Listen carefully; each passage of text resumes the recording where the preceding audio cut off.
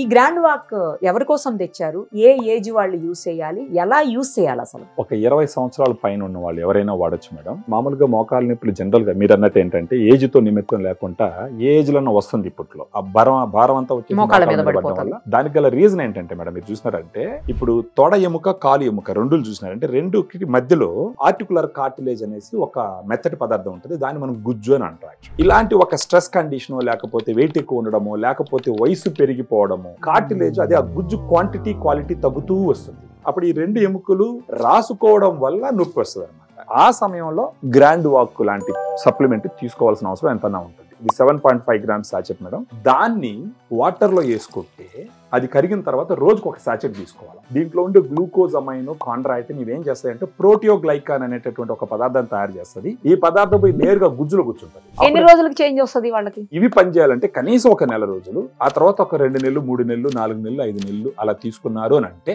అప్పటికి స్లోగా ఈ గుజ్జు కొంచెం పెరుగుతూ ఉంటుంది అనమాట. ఎప్పుడు తాగాలి ఇది? ఈ రోజు ఫర్ ఎగ్జాంపుల్ నైట్ తీసుకున్నాను అనుకోండి భోజనం తర్వాత, రేపు కూడా అదే టైంలో తీసుకుంటే బాగుంటుంది. బెటర్.